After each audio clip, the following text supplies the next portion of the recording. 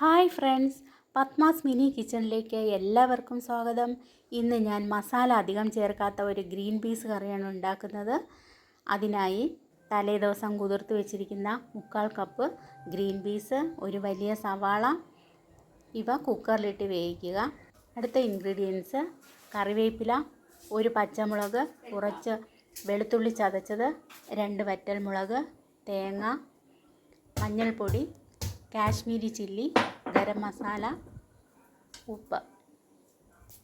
ഇത്രയാണ് ഇൻഗ്രീഡിയൻസ്. ഇനി ഒരു കടായി അടുപ്പത്ത് വെച്ച് അതിൽ വേവിച്ച ഗ്രീൻ പീസ് ഇടുക. കുറച്ച് മാറ്റി വെച്ചിട്ട് വേണം ഇടാൻ.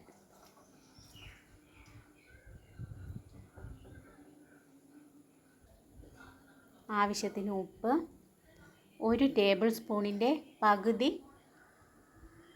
മുളക് പൊടി, കാശ്മീരി ചില്ലിയാണ്, 1 ടീസ്പൂണിൻ്റെ പകുതി മഞ്ഞൾപ്പൊടി.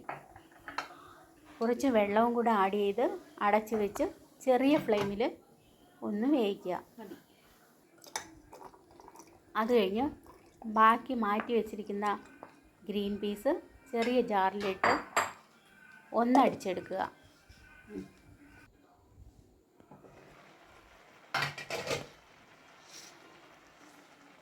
അടിച്ചെടുത്ത ഗ്രീൻ പീസ് ഇതിലോട്ട് ആഡ് ചെയ്ത് ആവശ്യത്തിന് വെള്ളവും ചേർക്കുക.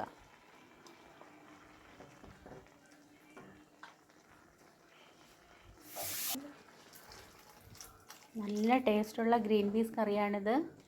എല്ലാ പലഹാരത്തിനും ഈ കറി ഉപയോഗിക്കാം. ഇനി ചതച്ച് വെച്ചിരിക്കുന്ന വെളുത്തുള്ളി ഇട്ടിട്ടുണ്ട്. 1 ടേബിൾ സ്പൂൺ അളവിൽ തേങ്ങ, ചിരണ്ടിയ തേങ്ങ എടുത്ത് ചെറിയ ജാറിലിട്ട് കുറച്ച് വെള്ളവും ആഡ് ചെയ്ത് നന്നായിട്ട് അരച്ചെടുത്ത്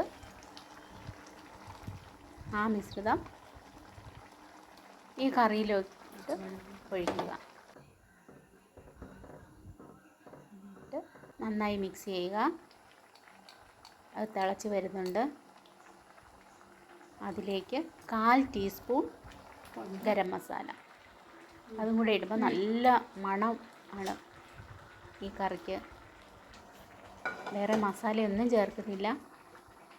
ഇനി ഒരു പാൻ അടുപ്പത്ത് വെച്ച് കുറച്ച് വെളിച്ചെണ്ണ, കടുക്, കറിവേപ്പില, വറ്റൽമുളക്, ഒരു പച്ചമുളക് 2ആയിട്ട് കട്ട് ചെയ്തത്, ഇതെല്ലാം കൂടെ ചേർത്ത് ഒന്ന് ചൂടാക്കി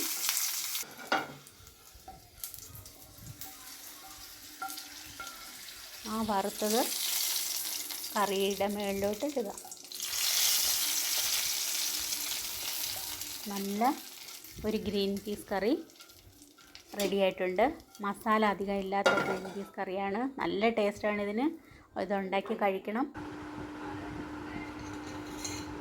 പുട്ടും ഗ്രീൻ പീസ് കറിയും നല്ലൊരു കോമ്പിനേഷനാണ്. എല്ലാ പലഹാരത്തിനും ഈ കറി ഉപയോഗിക്കാം. ഈ കറി ഇഷ്ടമായെങ്കിൽ